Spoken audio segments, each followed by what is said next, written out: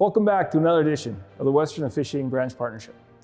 Today we want to talk about grassroots officiating and the importance grassroots officials development plays in the long-term success for both the official and the officiating program. We're going to hear from some of our WHL officiating coaches. We're going to speak on their experiences as grassroots officials, as mentors, and as officiating coaches.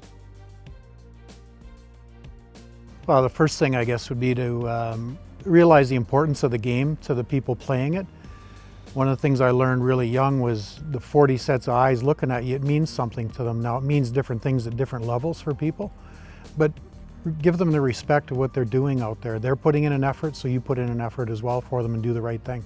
It's really important to make a good first impression, and by the first impression I mean how you look. Is your uniform clean? Are your skates polished? Do you look the part? And the most important thing is going out every time you have an opportunity to do a game and to do it to the best of your ability. You're absolutely going to make mistakes because you don't know everything yet. So that's going to be acceptable as long as you're making the effort, and people will respect that, and separates you from a lot of other people right from the beginning if you go out there and do the best possible job you can every time you step on the ice. When I started, I was 13, so that was grassroots, and at that time we didn't get a ton of supervision, but working with the older guys that worked the hockey and that were committed to the game, it was really good. It was a good way to learn, as you progressed along, just like the players. I think one of the biggest things you learn at the grassroots level is just the familiarity with the game and the concept of being an official as opposed to being a player.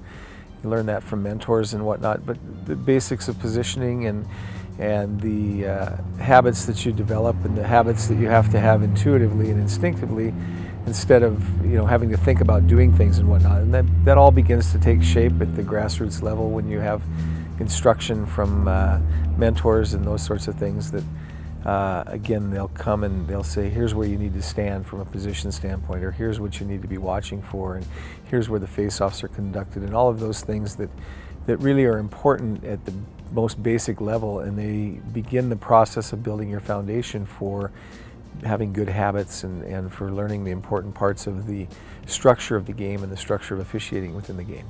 I always, think that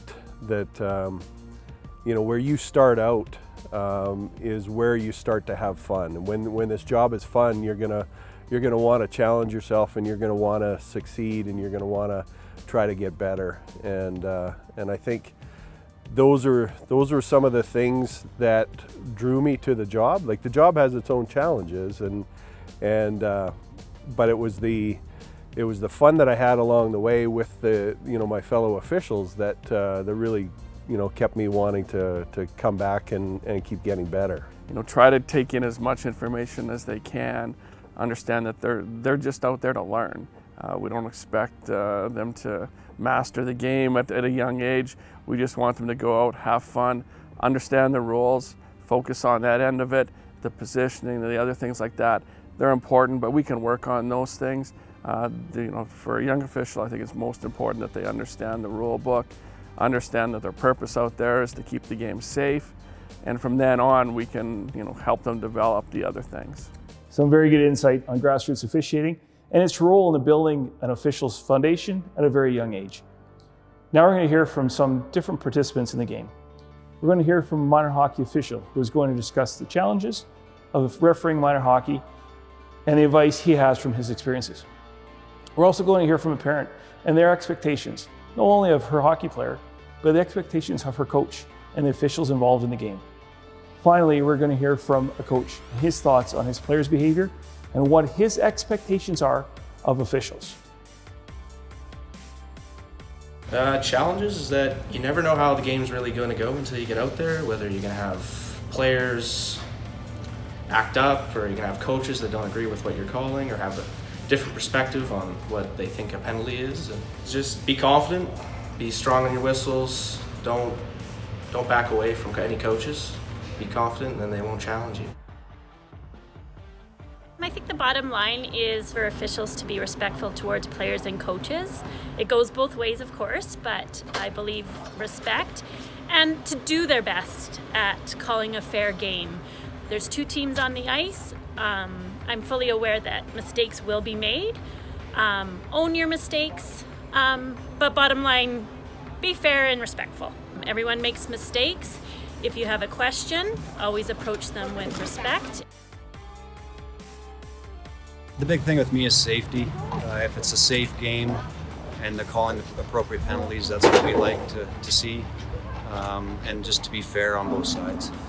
Whenever I shake the hand of the ref at the start of the game, I ask for his name, so we have first name basis to make sure that we're on the same page, and to make sure to respect the refs in all aspects of the game too. And there's no need to get fired up or yell at refs because it's not worth it.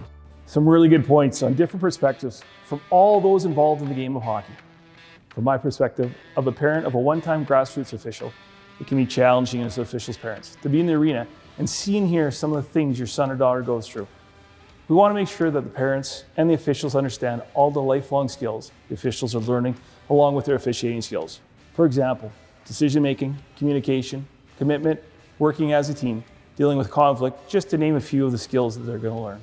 From the official's perspective, Grassroots is a place where we build our foundation as an official. We begin to learn the basic skills of officiating, blowing the whistle, positioning, signals, and many other skills which will all be mentioned by our officiating coaches, mentors, and peers. Building blocks of our officiating program are our grassroots officials. Everything starts with them. They are the officials that will be working our provincial and national championships down the road. We encourage the grassroots officials to ask questions, seek guidance from their mentors and officiating coaches, and know that behind them is a team of officials from across Western Canada that both supports and encourages your development. We wish you the best of luck in the upcoming games. Be safe out there on the ice and travel safe. We'll see you soon.